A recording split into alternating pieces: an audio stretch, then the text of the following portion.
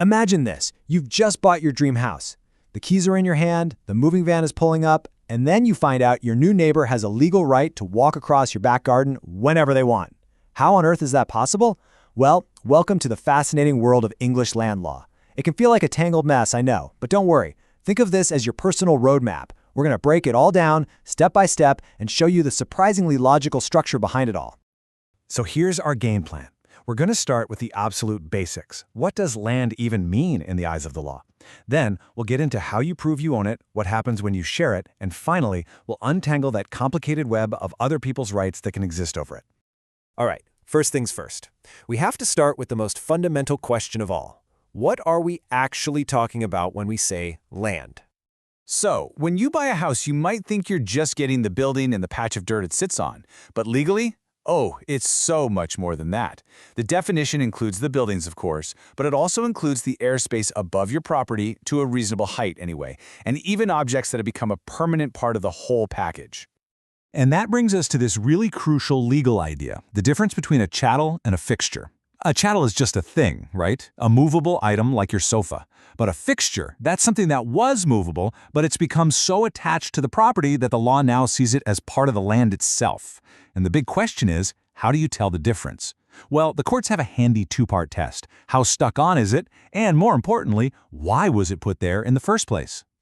And you can see how this works in real life. Some really famous court cases, like one called Botham v. TSB Bank, help draw these lines for us. So for example, those lovely fitted kitchen units, they're fixtures. They stay with the house. But the carpets and curtains, those are chattels, so the seller can take them. And what about a garden statue? Well, it all depends. Is it just sitting there? Or was it put there to be part of the overall architectural design of the garden? It's all about the purpose. Now, in England, there are two main ways you can own land. Think of a freehold as the ultimate prize. It's permanent ownership, yours forever. A leasehold, on the other hand, is more like ownership with a ticking clock. You own it for a fixed period of time, say a 99-year lease on a flat. Okay, so we know what land is. The next logical building block is, how do you prove to the world that you actually own it? For hundreds of years, proving ownership was, well, it was a mess. It relied on this long, fragile chain of old paper deeds. And as you can imagine, that was super risky. Documents got lost, they got forged. Sometimes you just couldn't even read them. Thankfully, we've now replaced almost all of that with the modern land register. It's a single, state-guaranteed digital record. It gives everyone certainty and makes the whole process of buying and selling properties so much simpler and safer. So what happens when it's not just one person buying a property? What if it's a couple or business partners?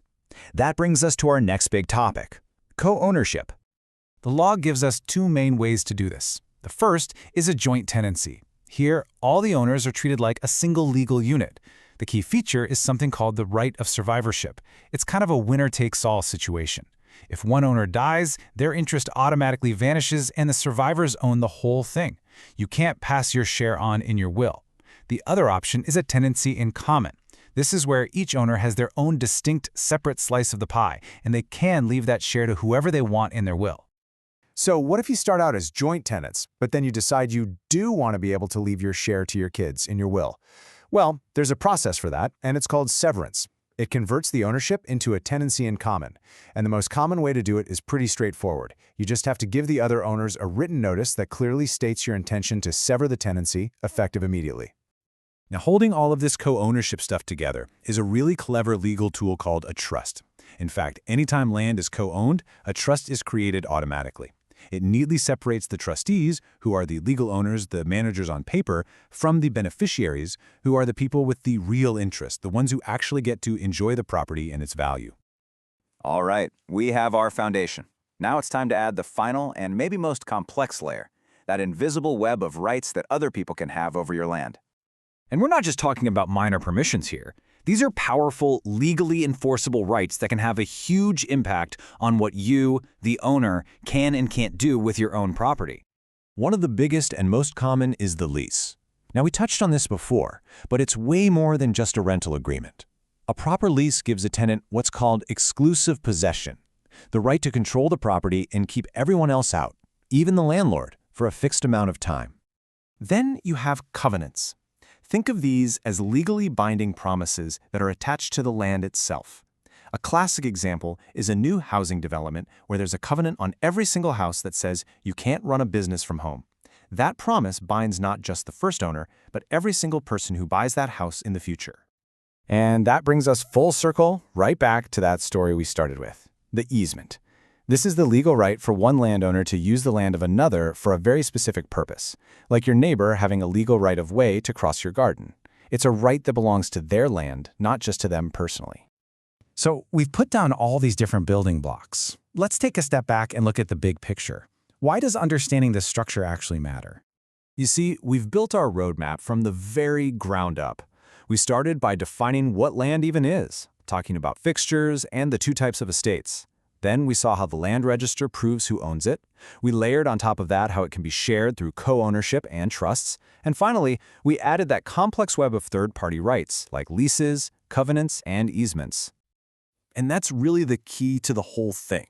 Once you see how all these pieces fit together logically, English land law stops being this scary, confusing list of rules. It becomes a coherent system, a framework that helps you understand exactly what it means to own, to share, and to use property. Which leaves us with one final big question to think about. We have this ancient, yet surprisingly logical framework for dealing with one of our most fundamental assets. But as our world goes digital and new ideas about ownership and community emerge, you have to wonder, how will these centuries-old principles adapt and evolve for the future?